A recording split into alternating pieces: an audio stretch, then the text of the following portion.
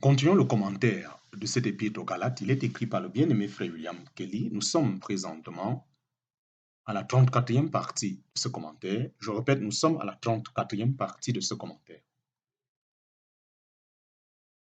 Mais ce n'est pas la question discutée ici.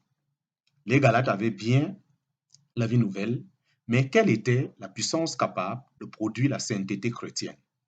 Ils introduisaient la règle, la loi, comme moyen de sainteté, et voilà l'apôtre qui la met entièrement de côté. Marchez par l'esprit et vous n'accomplirez point les convoitises de la chair, ou la convoitise de la chair, dit-il. Galates chapitre 5, verset 16. C'est là la barrière divine de protection, et plus même que cela, ce n'est pas seulement une mise en garde contre tel ou tel mal, mais la source de puissance pour le bien. Marchez par l'esprit. Le Saint-Esprit a été envoyé ici-bas pour habiter dans le croyant.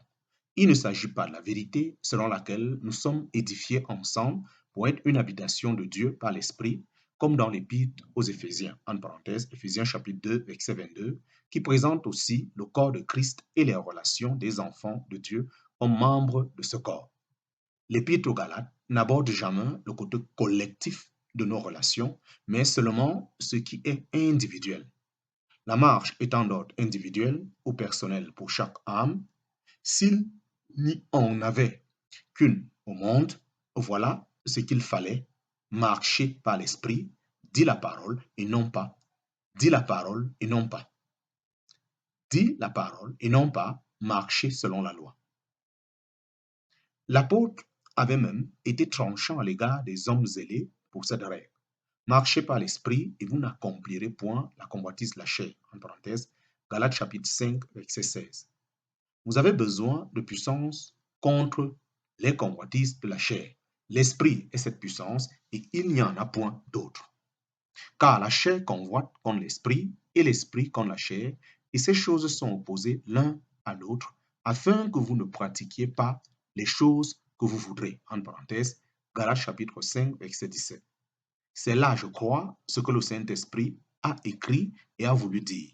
Ce que nous lisons dans la version autorisée du roi Jacques est positivement faux. Comme puissance, comme plusieurs d'entre nous le savent depuis longtemps. Je ne veux pas passer par-dessus, ni l'introduire subrepticement, mais quand quelque chose est clairement erroné dans cette version, qui après tout n'est qu'une œuvre humaine, c'est un devoir chrétien d'attirer l'attention sur ce point. D'autant plus que je suis toujours prêt à défendre l'excellent niveau en général de la version du roi Jacques et de la défendre contre ses adversaires qui cherchent à la déprécier. Mais ce n'est pas le rôle d'un ami de justifier les erreurs réelles qui ont pu s'y glisser par faiblesse humaine ou par quelque chose de pire. C'est donc ici, en pratique, une des méprises les plus graves de cette version. Si j'insiste là-dessus, c'est que ce n'est pas un point où la question reste ouverte ou sur lequel il y a le moindre doute. Personne ayant une connaissance tant soit peu approfondie de la langue dans laquelle le Saint-Esprit a écrit ne peut hésiter à moins d'avoir de gros préjugés. Je désire faire remarquer que les hommes les meilleurs, les érudits les plus compétents, qui diffèrent peut-être de mes propres vues sur des points bien importants à mon avis, même des dignitaires de l'Église, en parenthèse anglicane, qui a eu le rôle majeur dans la production de cette version, tous ces gens admettent franchement et d'un commun accord que la traduction que je viens de donner du verset 17 est seule exacte. Dans l'esprit d'homme de sentiment, dans l'esprit d'homme de sentiments pourtant les plus opposés sur d'autres sujets, il n'y a aucun doute à l'égard du vrai sens de ce verset. Le Saint-Esprit dit donc, afin que vous ne pratiquiez pas les choses que vous voudrez. En parenthèse, Galates chapitre 5, verset 17. Toute la force de ce verset réside là. Il leur montre pourquoi ils étaient appelés à marcher par l'Esprit et quel était le vrai rempart contre les convoitises de la chair, car ces deux choses sont totalement opposées, contraires l'un à l'autre à tous égards.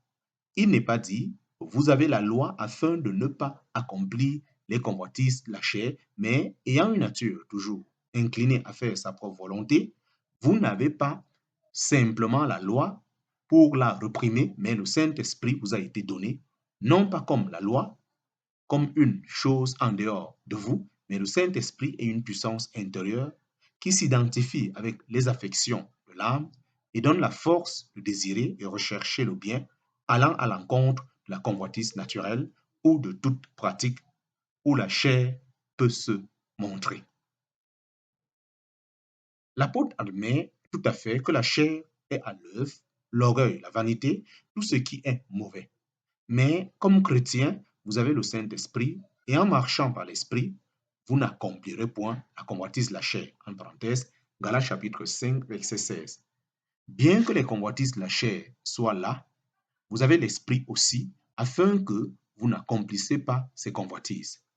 Si ce qu'on trouve dans la version du roi Jean était correct, de sorte que vous ne pouvez pas pratiquer les choses que vous voudrez, ce serait comme si on soufflait le chaud dans un verset et le froid dans le suivant. Dans un verset, il leur dirait qu'ils doivent marcher par l'esprit et dans le suivant, qu'après tout, ils ne peuvent pas le faire. Une telle traduction porte sur elle-même sa propre réfutation. J'insiste d'autant plus sur ce point parce qu'il a un caractère pratique direct pour les chrétiens. S'il ne s'agissait que de critique de texte, je ne me permettrai pas de troubler l'esprit des gens. Il y a tant de choses de la plus profonde importance pour nos âmes en relation avec Dieu tous les jours que moins nous nous occupons de curiosité de texte, mieux ça vaut. Mais s'agissant de corriger ce que tout chrétien aurait dit, c'est être une erreur, je serais évidemment coupable de maintenir une faute grave si je passais légèrement par-dessus. Chapitre 5, petit 3 sous 4, Romains chapitre 7 et Galates chapitre 5. Romains chapitre 7 et Galates chapitre 5. Il y a une chose, je crois, qui a conduit à la confusion sur ce sujet, c'est que plusieurs ont supposé que la doctrine présentée ici était la même qu'en Romains chapitre 7. Mais en Romains chapitre 7, après les 6 premiers versets, le Saint-Esprit nous donne l'expérience d'une personne troublée sous la loi. En conséquent, nous ne voyons pas du tout que l'Esprit de Dieu y soit introduit. C'est un fait remarquable qui explique la différence entre ces deux portions de l'Écriture, ici et là. En Romains chapitre 7, c'est un homme renouvelé, une âme réellement née de Dieu, quelqu'un qui hait le péché comme aucun inconverti ne le fait, qui aime la justice parce qu'elle est de Dieu et a le mal en horreur. Et malgré tout, il fait le mal qu'il ne voudrait pas. Il ne fait jamais le bien qu'il désire. Il a appris le mal qui est dans le péché et il voit le bien qui est dans la justice, mais il est totalement impuissant. Quelle en est la cause? Le Saint-Esprit le montre. Il n'a que la loi devant lui. C'est un homme converti, mais luttant sous la loi, ce qui a pour effet de lui ôter tout ressort. Bien loin de lui donner du courage et de le faire ressortir ce qui est en Christ, la loi ne fait que le prendre sur le fait, ici et là, d'un côté faisant pénétrer la sonde et d'un autre le frappant d'un coup mortel, de sorte qu'il est tout désorienté en découvrant en lui une telle somme de mal qu'il n'aurait jamais pensé pouvoir exister dans le cœur d'une personne convertie. Nous en connaissons tous quelque chose. Nous en connaissons tous quelque chose. Il n'y a pas longtemps que nous suivions Christ si nous n'avons pas connu quelques luttes amères de ce type. Il n'y a pas longtemps que nous suivons Christ si nous n'avions pas connu quelques luttes amères de ce type. Le résultat en est que tout ce que cette pauvre âme peut dire, c'est misérable homme que je suis, qui me délivrera de ce corps de mort. En parenthèse, Romains chapitre 7, verset 24. Nous aurions plutôt pensé qu'un chrétien aurait dit, il y a longtemps que je suis délivré. Mais remarquez bien ceci, l'homme de Romains chapitre 7 ne se repose pas avec l'œil fixé sur le libérateur. Il est converti, mais ne connaît pas la liberté. Il a la foi dans le Sauveur, mais il ne comprend pas l'application, la mort et la résurrection de Christ à sa condition.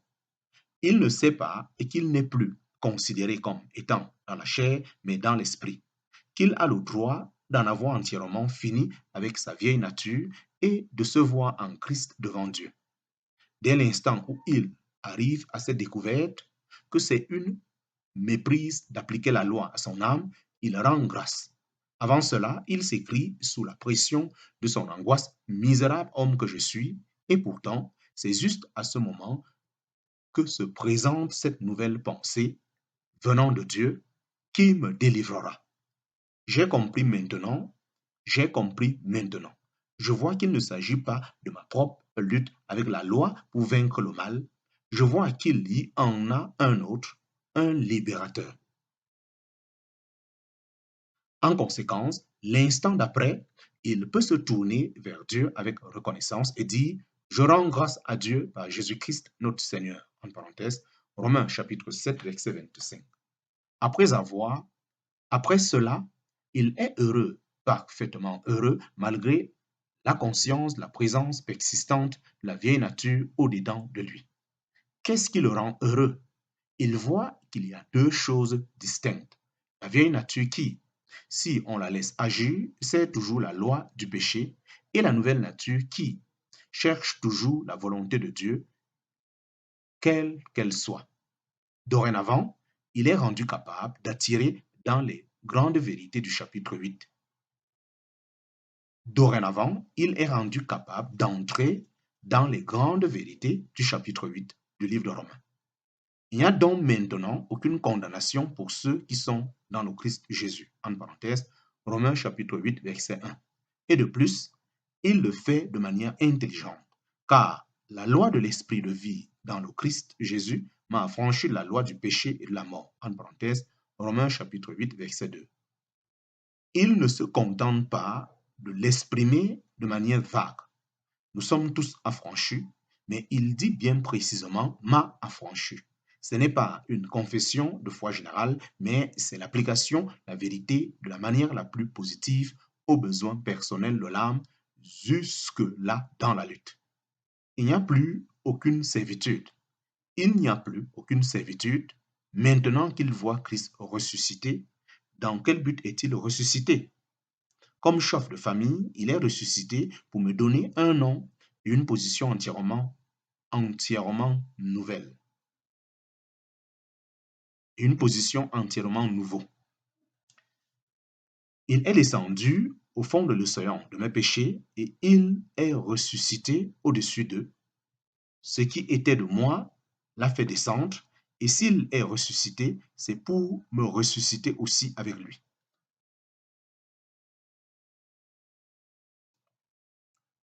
La résurrection de Christ n'avait pas pour but de lui conférer une position, mais de me donner une position. La mort de Christ était pour nous, pour ôter notre péché. La résurrection de Christ était pour introduire une bénédiction inaltérable.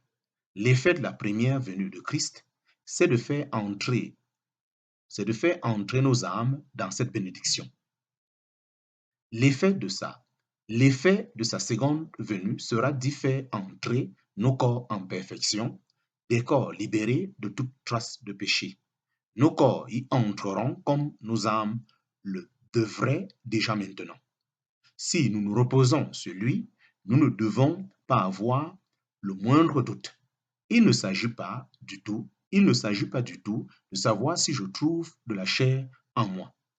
Si je n'en trouve pas, ce serait plutôt une preuve que je ne suis pas un chrétien. Si nous disons que nous n'avons pas de péché, nous nous séduisons nous-mêmes et la vérité n'est pas en nous. En parenthèse, 1 Jean chapitre 1 verset 8. Et encore, si nous disons que nous n'avons pas péché, nous le faisons menteur et sa parole n'est pas en nous. En parenthèse, 1 Jean chapitre 1, verset 10.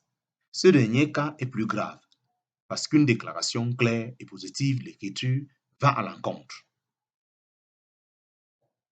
Ainsi donc, ce qui distingue un chrétien, ce n'est pas de ne pas avoir. Ainsi donc, ce qui distingue un chrétien, ce n'est pas de ne pas avoir de péché en lui.